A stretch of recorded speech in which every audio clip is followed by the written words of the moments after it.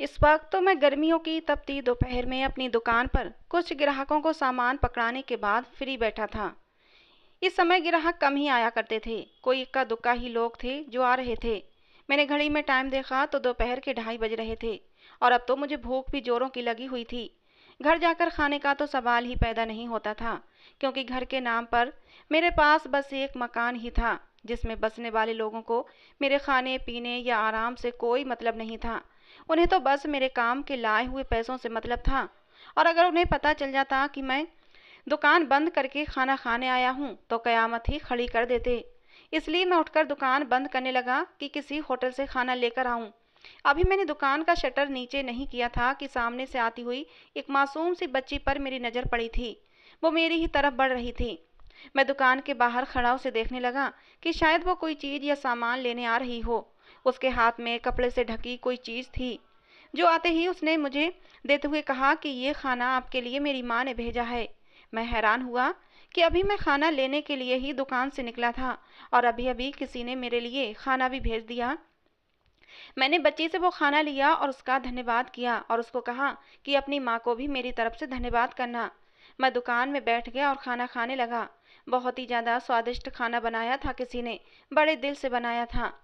मैं खाने से फ्री हुआ तो एक एक करके ग्राहक भी आने लगे। मैं अपने काम में बिजी हो गया। दूसरे दिन फिर वही बच्ची खाना लेकर आई, बोली मेरी माँ ने भेजा है।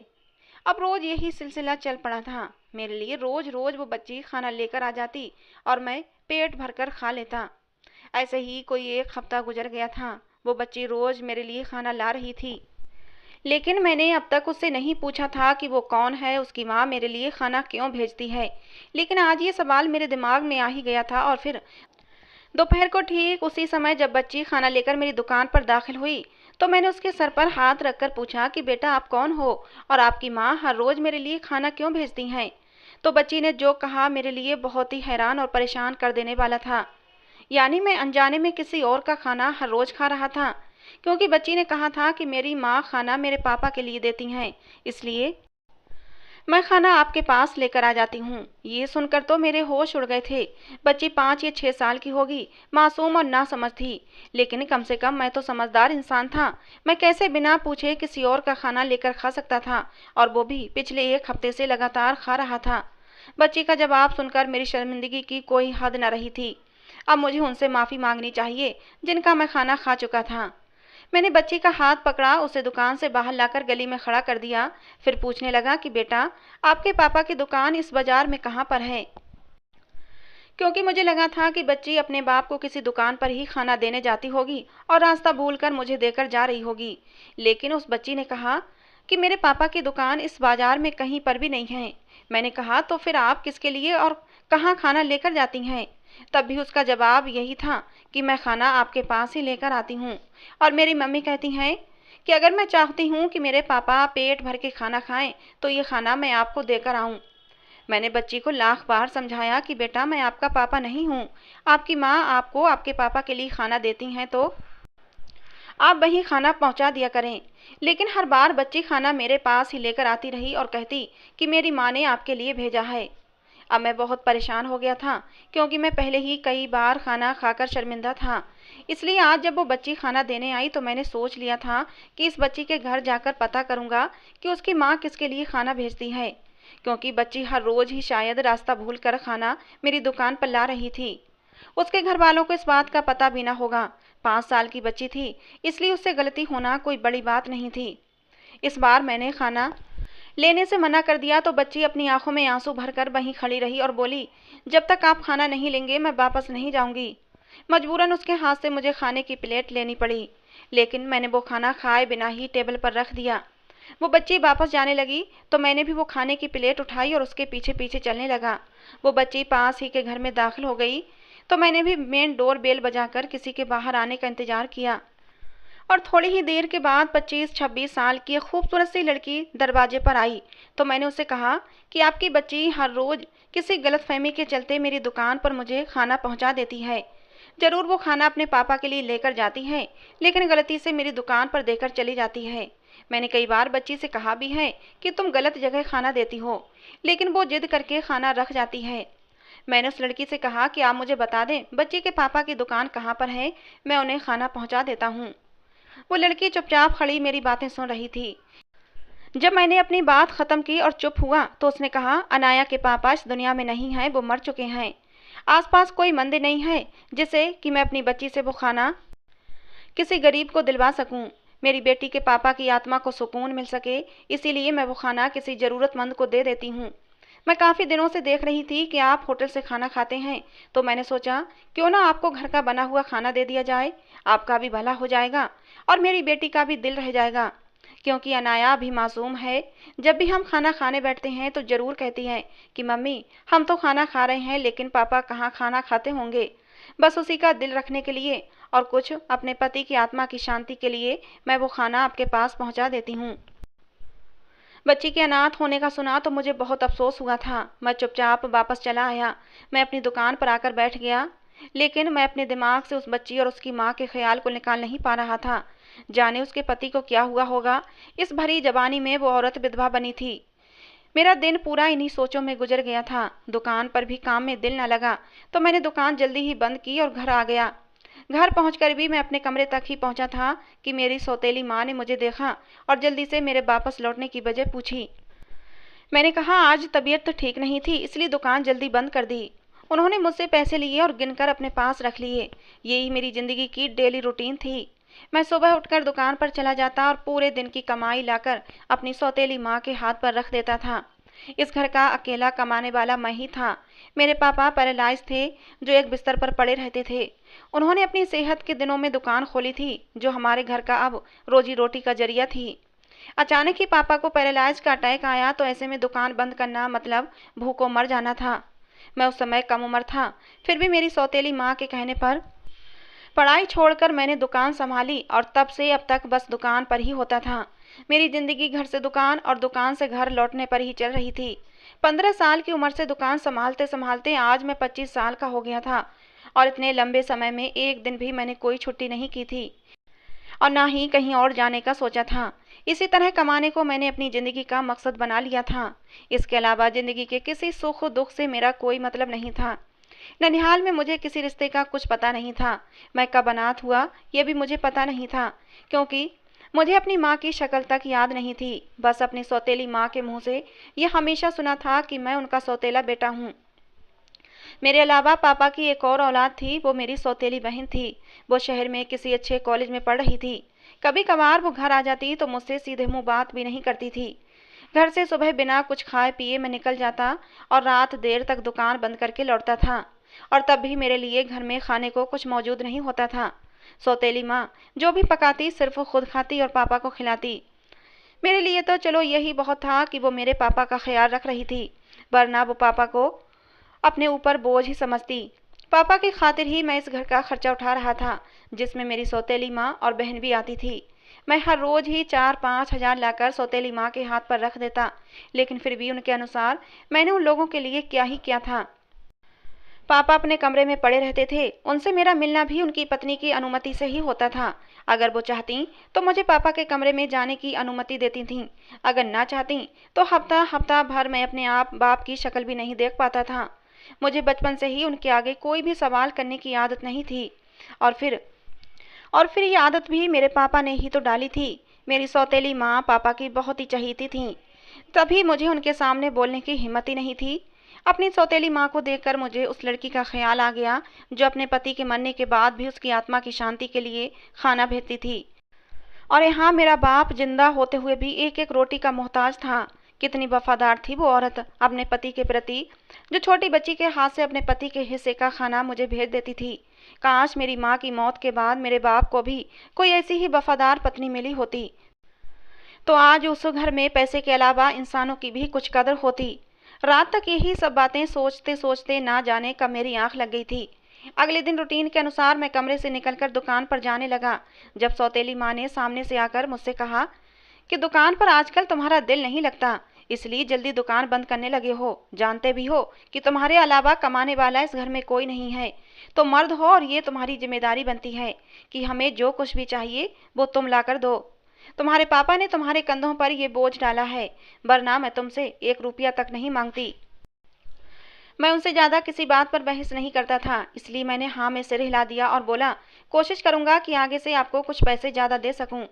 तब उन्होंने कहा कि अगले हफ्ते मेरी बेटी अपनी पढ़ाई पूरी करके वापस आ रही है और उसके वापस आते ही मैं उसके लिए रिश्ता देखना शुरू कर दूंगी।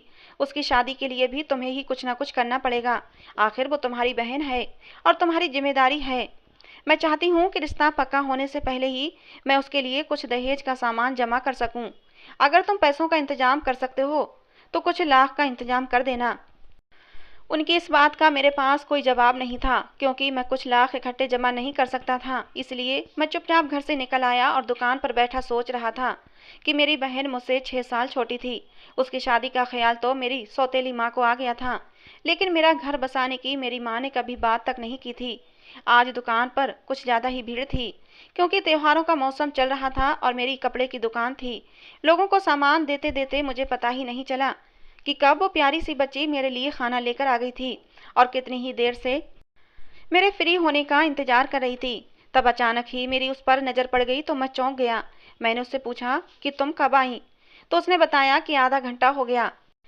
मुझे अपनी बेध्यानी पर शर्मिंदगी हुई और फिर उससे खाना लेकर मैंने दुकान का शटर गिरा दिया, वरना लोगों ने मुझे 2 निवाले भी नहीं खाने देने थे। खाना खाकर मैं फिर से काम में लग गया था। शाम के टाइम दुकान से भीड़ थोड़ी कम हुई तो मैं फ्री होकर दुकान पर बैठा हुआ था और तभी मेरी नज़र बाहर गली में गई तो अनाया की माँ अनाया को गोद में उठाए तेज तेज कदमों से कहीं जा रही थी।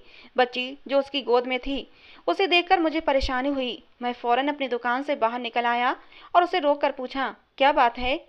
उस लड़की ने बताया कि मेरी बेटी बुखार की वजह से बेहोश हो गई है, मैं उसे लेकर अस्पताल जा रही हूँ। मैंने करीब ही एक दोस्त से मोटरसाइकिल ले ली और अनाया को और उसकी माँ को बैठने का कहा। हम 10 मिनट के अंदर ही अस्पताल में मौजूद थे, जहाँ फौरन अनाया का ट्रीटमेंट शुरू हुआ था और थोड़ी ही देर में उसका बुखार भी उतर चुका था। उसकी माँ लगातार रो रही थी और भगवान से प्रार्थना कर रही थी। उसने मेरा भी धन्यवाद किया तो मैंने इस बात को अपना फर्ज बताकर उसे शर्मिंदा होने के लिए मना कर दिया। फिर दोनों को मोटरसाइकिल पर घर छोड़ने भी आया। अनाया की माँ ने मुझे अंदर आकर चाय पीने की ऑफ़र की, लेकिन मैंने कहा कि अभी नहीं, आप बच्ची का ख्याल रखें, मैं फिर कभी चाय पी लूँगा। मैं वहाँ से निकल आया तो मेरे घर पर भी इमरजेंसी की सूरत हाल थी। सौतेली माँ ने कहा कि कहाँ रह गए थे तुम? मैंने दुकान पर लड़का भेजा लेकिन दुकान बंद थी। तुम्हारे बाप की तबीयत अचानक ही बहुत बिगड़ गई थी। अंदर डॉक्टर मौजूद था। मैं फौरन भागकर पापा के पास पहुंचा, लेकिन डॉक्टर ने बताया कि पापा कुछ ही पल के मेहमान हैं। उन्हें पैरालाइज का एक और तेज अटैक आया था। रात तक पापा इस दुनिया में मुझे अकेला छोड़कर जा चुके थे। पापा के अंतिम संस्कार से फ्री होकर मैं कुछ दिन घर पर ही रहा था। अब मेरा दुकान खोलने और काम करने को बिल्कुल भी दिल नहीं करता था। पापा की मौत का ऐसा गम लगा था जिसका बोझ दिल से नहीं उतर रहा था। मेरी सौतेली बहन भी कॉलेज छोड़कर घर आ चुकी थी। सौतेली माँ हर वक्त मुझसे पैसे मांगती रहती और मुझे घर की बनी चाय का एक कप भी नहीं देती थी। एक हफ्ता मेरा घर पर ही गुजरा था। एक हफ्ते के बाद मेरी सौतेली बहन के लिए रिश्ते आना शुरू हो गए थे। उसकी माँ ने उसके लिए एक लड़का पसंद भी कर लिया था। पापा की मौत के दूसरे ही हफ्ते में मेरी बहन की शादी करने का फैसला भी कर लिया गया था। शादी के लिए मेरी माँ ने मुझसे एक मोटी रकम की डिमांड रख दी, लेकिन मैं इतनी रकम कहाँ से लाता। इसीलिए हमने एक दूसरे के मशवरे से दुकान बेच दी और उससे मिलने वाली रकम से मेरी बहन की शादी का इंतजाम हो गया। मेरी बहन की शादी दूसरे शहर हुई थी। शादी के बाद मेरी बहन ने अपनी माँ को अपने पास ही बुला लिया और मैं घर पर अकेला रह गया। अभी कुछ ही दिन गुजरे थे कि कुछ लोग घर पर मकान खाली करवाने के लिए आ गए और तब मुझे मालूम हुआ कि दुकान के साथ साथ उन्होंने ये घर भी बेच दिया था और धोखे से दुकान के नाम से घर के कागजात भी मुझसे दस्तखत करवा लिए गए थे। अब मेरे पास घर खाली करने के अलावा कोई रास्ता नहीं था। घर और दुकान दोनों मुझसे छूट चुकी थीं। मुझे दुकान बंद किए 2 महीने गुजर चुके थे। एक दिन जब मैं मजदूरों से दुकान का सामान निकलवा रहा था कि तभी वही बच्ची मेरे पास आई और बोली, अंकल आप कहाँ रह गए थे? मैं रोज खाना लेकर आती लेकिन आपकी दुकान बंद देखकर वापस चली जाती थी। मैंने अनाया को प्यार किया और उसे बताया कि अब ये दुकान मेरी नहीं रही और ना ही मेरा घर यहाँ है, मैं कहीं और चला जाऊँगा। अब तुम मेरे लिए खाना लेकर मत आना। वो बच्ची एकदम से आंखों में आंसू भर लाई और फिर वो वापस चली गई। थोड़ी देर बाद वो फिर से वापस आई और कहने लगी कि मम्मी कह रही हैं आपने उस दिन चाय पीने का वादा किया था लेकिन आप नहीं आए। मैंने सोचा चलो जाते जाते ये वादा भी पूरा कर लेता हूँ और उनके घर चाय पीने चला गया। मैं गया तो अनाया की माँ मेरे लिए चाय बनाने किचन में चली गई थी। फिर बातों बातों में मैंने बच्ची से पूछा, आप लोग कहाँ से हैं? क्या यहाँ पर आप लोग किराए पर रहते हैं? अनाया बताने लगी कि मेरे पापा की डेथ हुई तो घर वाले मेरी माँ से बहुत लड़ते थे, इसीलिए मेरी माँ घर छोड़ आई। इतने में अनाया की माँ चाय लेकर आ गई थी और अपनी बेटी को बातें बताते देखकर पूछने लगी, अंकल से क्या बातें हो रही थीं? अनाया की माँ ने मेरा धन्यवाद किया कि मैंने उस दिन उनकी मदद की थी, लेकिन मैंने कहा, आप मेरे लिए हर रोज खाना भेजती थीं, इस बात के लिए मैं धन्यवाद करना चाहता हूँ। उन्होंने कहा कि उस खाने को भेजने की मेरी नीयत सिर्फ अपने मरे हुए पति को पुण्य पहुंचाना है, इसमें एहसान वाली कोई बात नहीं है।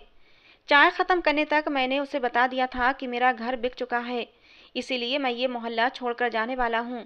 मैंने उसे अपनी जिंदगी की कहानी भी सुना दी थी, लेकिन फिर अपनी कहानी बताने के बाद मुझसे रहा नहीं गया। जी चाहा कि यूं अकेली औरत होते हुए अनजान मोहल्ले में आकर बसने की वजह पूछूं, इसलिए मैंने ये सवाल कर ही दिया। फिर उसने बताया कि ये कहानी बहुत ही लंबी है, अगर आपके पास समय है तो सुन लें। मैंने कहा, जरूर आप सुनाइए। वो बोली, मैं भी आपकी तरह ही जमाने की सताई हुई हूँ। मेरा नाम सुमन है। माँ बाप के मरने के बाद उस समय मैं सिर्फ 7 साल की थी और दोनों ही एक साथ किसी हादसे में अपनी जान गंवा बैठे थे और मुझे इस बेदर्द दुनिया के जुल्म सितम सहने के लिए छोड़ गए थे। मेरी परवरिश की जिम्मेदारी मेरी ददिहाल में मेरे चाचा ने उठाई थी, लेकिन उनके साथ मैं कोई 2 महीने ही रह सकी थी, क्योंकि चाची मुझसे छोटी सी उम्र में भी घर के सारे काम करवाती थीं और मुझे काम ना आता तो बहुत मारती थीं। एक दिन चाची की मार से जब मैं बेहोश हो गई तो ये खबर मेरे मामा तक पहुंच गई। माँ की मेरे मामा के साथ बहुत बनती थी, भाई बहन में बहुत मोहब्बत थी, इसीलिए मामा को मुझ पर दया आई और वो मुझे अपने साथ ले आए। मामा के घर आकर कुछ दिन सुकून से गुजरे थे कि मामी ने भी चाची वाले रंग ढंग दिखाने शुरू कर दिए। 10 साल की उम्र को पहुंचकर ही मैंने सारे काम करना सीख लिए थे। 10 से 12 साल की उम्र तक खाना बनाने से लेकर कपड़े बर्तन झाड़ू वगैरह सब मेरे ऊपर आ गया था। धीरे धीरे मामा को भी मेरे काम करने से कोई ऐतराज नहीं था। मामी का कहना था कि इस उम्र में ये सब लड़कियों को घरदारी सिखाने के लिए करवाना पड़ता है। 12 साल की थी तब मामा के बड़े बेटे के रिश्ते की बात चली। जब नीरज भैया को देखने लड़की वाले आए तो नीरज भाई की सास ने मुझे अपने बेटे के लिए पसंद कर लिया।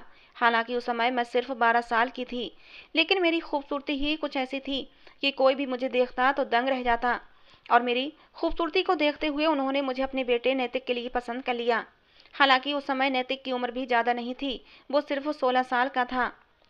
लड़की वालों ने बदले में मेरा हाथ मांग लिया और मामी के बड़े लड़के के साथ साथ मेरी भी उस घर में मंगनी हो गई। लेकिन नीरज भाई की तो शादी की उम्र थी, इसलिए उनकी शादी की तारीख भी जल्दी ही तय हुई और मैं छोटी थी और नैतिक की भी उम्र कम थी, इसलिए हमारी शादी कुछ सालों बाद होनी थी। मेरा ससुराल बहुत अच्छा था, इसलिए मुझे थोड़ा बहुत प्यार मिल जाता था। मेरी ननद जो मेरी मामी की बहू थी, उन्हें मैं भाभी ही बुलाती थी, वो भी मेरे साथ बहुत अच्छी थीं। वो घर में आई तो मुझ पर से काम का बोझ कुछ कम हुआ था। वो खुद ही मेरी मदद कर दिया करती थी, जबकि मेरी मामी उससे भी कहती कि सुमन काम करने में बहुत माहिर है, तुम खुद को तकलीफ मत दिया करो। लेकिन भाभी बहुत अच्छी थी, वो मामी को पलट कर कुछ ना कहती, लेकिन मेरी मदद फिर भी कर देती थी। हमारी जिंदगी यूं ही खुशी से गुजर रही थी। मैं 17 साल की हो चुकी थी। नैतिक अक्सर हमारे घर आता जाता रहता था और मुझे देखकर उसके चेहरे पर चमक आ जाती थी। हम दोनों ही एक दूसरे को पसंद करने लगे थे, लेकिन घर में इतनी आज़ादी नहीं थी कि हम एक दूसरे के साथ मिलकर बैठ जाते और बातें कर लेते। इसलिए हम दोनों अक्सर छुपकर बात कर लिया करते थे, जिसमें भाभी की भी भरपूर मदद मिल जाया करती थी। वो मेरी ज़िंदगी के बहुत ही खूबसूरत दिन थे। वो आता तो मेरे लिए हमेशा ही कुछ न कुछ लेकर आता था।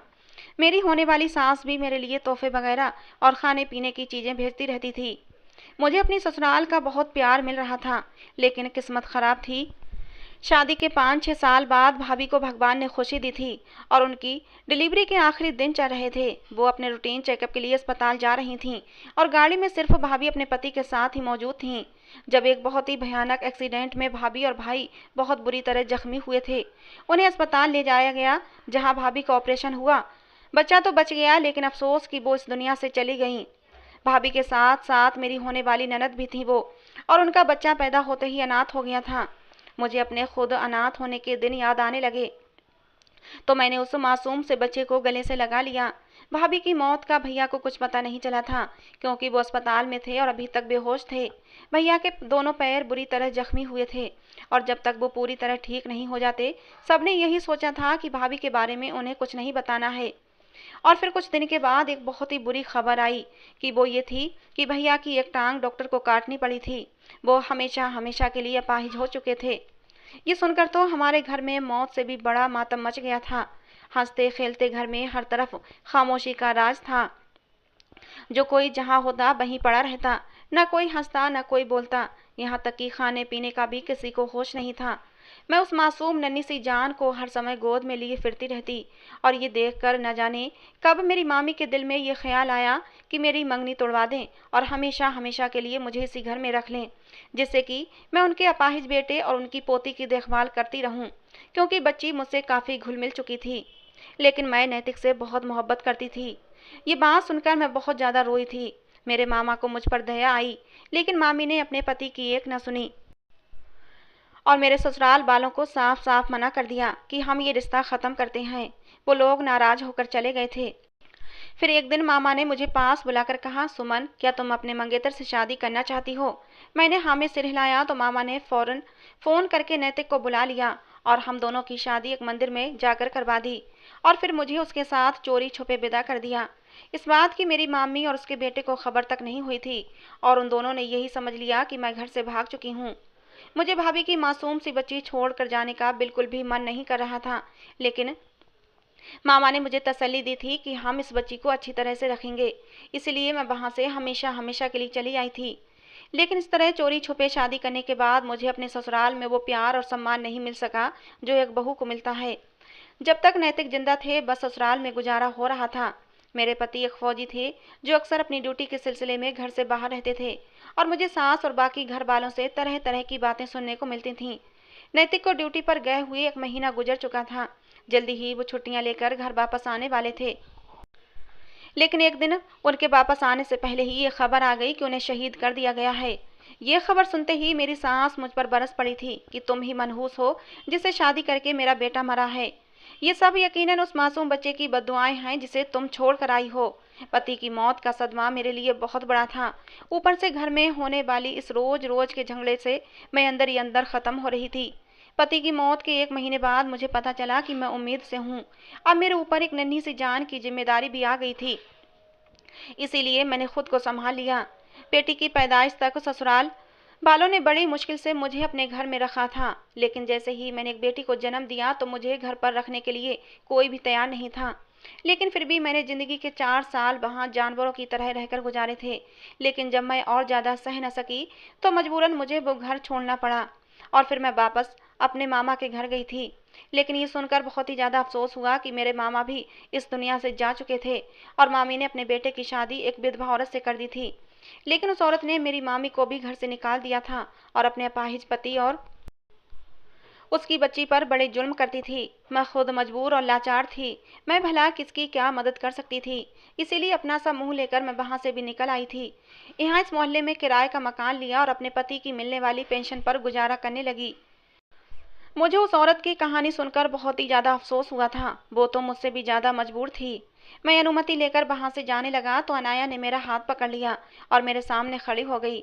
उसने कहा कि अंकल, आप कहीं मत जाइए ना, आपके पास भी तो घर नहीं है, आप हमारे साथ ही रह लें प्लीज़। इस बात पर मैंने सुमन की तरफ देखा था जिसकी आंखों में आंसू थे। शायद वो ये सोच रही होगी काश उसकी बच्ची का बाप जिंदा होता तो उसे किसी और से उम्मीद लगाने की ज़रूरत न पड़ती। मैंने थोड़ी देर सोचने के बाद सुमन के आगे शादी की पेशकश रख दी, क्योंकि वो और हम दोनों ही एक जैसे थे जिन्हें एक दूसरे के सहारे की ज़रूरत थी। उसने अपनी बेटी की तरफ देखते हुए मेरी ऑफ़र स्वीकार कर ली और फिर हमारी खूबसूरत ज़िंदगी का आगाज हुआ। बहुत ही सादगी से मैंने सुमन से शादी कर ली। सुहागरात को जब मैं कमरे में गया और सुमन का घूंघट उठाने लगा तो मैंने बहुत ही शर्मिंदगी से सुमन से कहा कि सुमन, मेरे पास मुंह दिखाई में देने के लिए कुछ भी नहीं है। जिस पर सुमन ने मेरे हाथ थाम लिया और कहने लगी, मुझे कुछ भी नहीं चाहिए, बस मेरी एक बात मान लें। मैंने कहा, बोलो सुमन, तुम जो कहोगी मैं मानने को तैयार हूँ। सुमन ने कहा कि मेरी भाभी की बच्ची, जिसे मैं उस समय मजबूरी में छोड़ कर आ गई थी, मैं उसे दोबारा से अपनाना चाहती हूँ, क्योंकि उसकी सौतेली माँ उस पर बहुत जुल्म करती होगी। सौतेलापन क्या होता है ये मैंने खुद सहा है, और तुमने भी तो सहा है। सुमन की बात मेरे दिल को लगी थी। मैंने उससे वादा किया कि हम उस बच्ची को जरूर लेकर आएंगे और उसे एक अच्छी जिंदगी देंगे। मेरी बात सुनकर सुमन मुस्कुरा दी थी और मेरे कंधे पर उसने अपना सर टिका दिया था। मैंने भी सुमन से वादा किया था कि अब आगे आने वाली जिंदगी हमारी खुशियों से भरी होगी। मैं पूरी कोशिश करूंगा कि तुम्हें कभी कोई तकलीफ ना दूं। ये कहते हुए मैंने सुमन को अपनी बाहों में भर लिया था। अगले ही दिन जाकर सुमन के मामा के घर से हम सुमन की भाभी की बेटी को ले आए थे। उसकी सौतेली माँ उस पर वाकई बहुत जुल्म करती थी। 7 साल की मासूम सी बच्ची मुरझा कर रह गई थी। सुमन की ममता उसके लिए छलक पड़ी थी और उसने उसे अपनी गोद में भर लिया था। कानूनी तौर पर हमने पीहू को अपना लिया था और अब हमारे परिवार में किसी चीज की कोई कमी नहीं थी। मैंने भी एक किराए की दुकान लेकर उसमें अपना सारा सामान भर लिया था और दुकान फिर से चलाने लगा था। और अगले ही साल भगवान ने हमारी खुशियों को 4 चांद लगा दिए जब सुमन ने एक प्यारे से बेटे को जन्म दिया। खुशी के मारे मेरी आंखों से आंसू छलक पड़े थे। भगवान ने इतना प्यारा सा परिवार दिया था कि भगवान का जितना धन्यवाद करूं उतना कम है। तो दोस्तों, ये थी आज की हमारी कहानी। आपको कैसी लगी ज़रूर बताना। पसंद आई हो तो प्लीज़ लाइक करना। रोज़ एक नई कहानी सुनने के लिए हमारे चैनल को सब्सक्राइब करना। कहानी को अंत तक सुनने के लिए आप लोगों का बहुत बहुत धन्यवाद दोस्तों। मिलते हैं अगली किसी नई कहानी के साथ।